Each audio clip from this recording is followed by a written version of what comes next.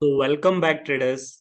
आपने देखा होगा कि मार्केट में बहुत सारे छोटे छोटे ऐसे टर्मिनोलॉजीज रहती हैं जो एज अ ट्रेडर आपको पता होना चाहिए, और वो आपको बहुत ज्यादा हेल्प करती हैं जब कभी भी आप स्टॉक को पिक करते हैं या ट्रेडिंग करते हैं, क्योंकि टर्मिनोलॉजीज के बेसिस पे ही मार्केट हमारा चलता है। हम एक छोटा सा सीरीज चालू करेंगे जिसमें हम कोशिश करेंगे कि मार्केट की उन इंपॉर्टेंट टर्मिनोलॉजी से आपको अवेयर करवा सके, जिनका मतलब आपको एज अ ट्रेडर हमेशा पता होना चाहिए, और वो कैसे ट्रेडिंग में काम आती है वो भी पता होना चाहिए।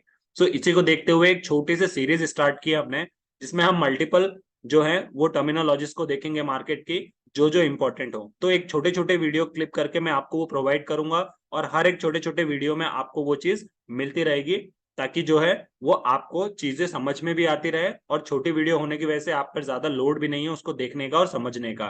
प्लस सेपरेट वीडियो रहेंगे तो आपको समझने में भी आसानी होगी।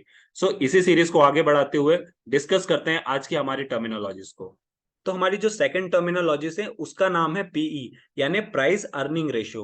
प्राइस अर्निंग रेशियो का मतलब क्या होता है, और सबसे पहले इसका फॉर्मूला जानते हैं, फिर इसका ऑब्जेक्टिव जानेंगे। सो देखिए, प्राइस अर्निंग रेशियो का मतलब ये होता है कि जो भी आपके शेयर की प्राइस है, मतलब किसी भी कंपनी का जो भी शेयर मार्केट में चल रहा है उसकी जो करंट प्राइस है वो divided by earning per share. मतलब मान लीजिए मेरे पास किसी एक कंपनी के शेयर है और उसकी वैल्यू 100 रुपए है, और कंपनी जो है मैंने उसको ले लिया, और कंपनी जो है एक महीने बाद मुझे 110 रुपए यानी 10 रुपए उस पे जो है कमा के दे रही है एक शेयर पे।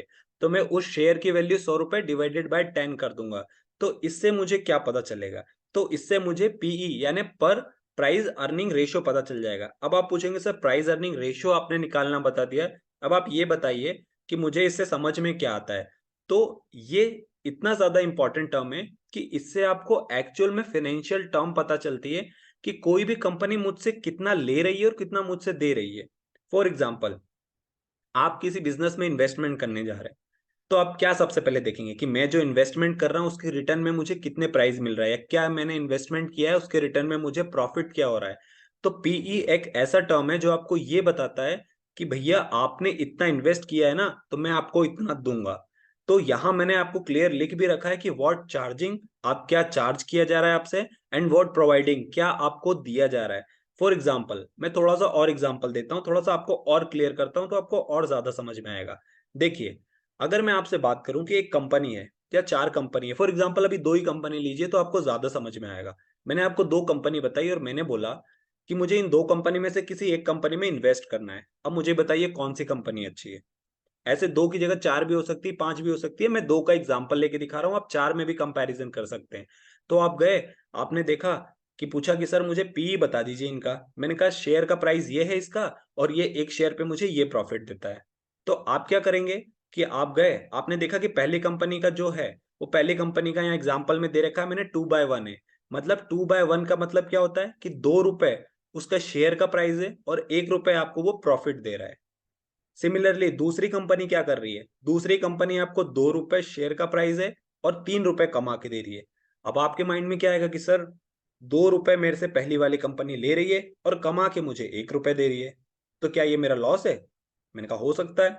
आप दूसरी कंपनी के पास गए, आपने कहा सर यहाँ पर तो 2 रुपए वो मेरे से ले रही है, मेरे को कमा के तो 3 रुपए दे रही है। मैंने कहा यार ये तो बहुत अच्छी बात है, जितना आपसे ले रही है उससे ज्यादा कमा के दे रही है।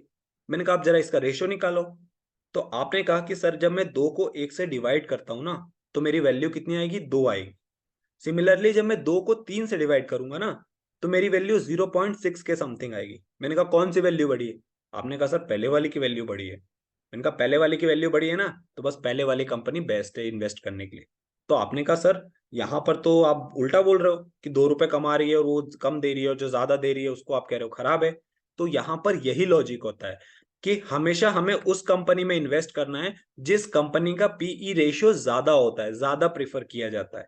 सो आई होप आपको यहाँ तक समझ में आया होगा कि कंपनी क्या ज्यादा दे रही है वो मैटर नहीं करता है, कंपनी का रेशियो क्या है।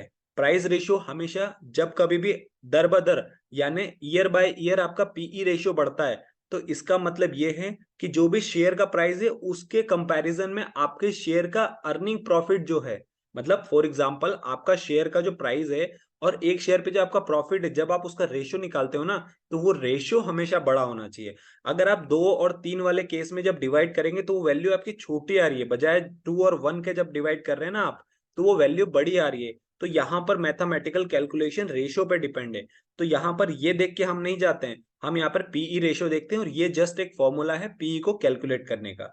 तो आई होप आपको समझ में आया होगा कि आज से आप उसी कंपनी को चूज करेंगे जिसका पीई रेशियो ज्यादा है। अगर आपको मैं 5 कंपनी दे दूं और उनका मैं इन्वेस्टमेंट और शेयर पर प्रॉफिट दे दूं, तो आज से आप निकाल लेंगे कि सर इन चारों में से जो है ये वाला सबसे बेस्ट है और इसमें से इसका पी रेशियो ज्यादा बेटर है। और ईयर बाई ईयर यदि आपको एक ही कंपनी का देखना है तो उसके लास्ट 5 ईयर्स का देख लीजिए। यदि आपको 4 कंपनी को कंपेयर करना है तो चारों का कंपेयर कर लीजिए, उसमें से जो जिसका बेस्ट पी रहेगा उसका इन्वेस्टमेंट आपके लिए बेस्ट रहेगा। आई होप आपको जो है ये पीई टर्म भी क्लियर हुई होगी।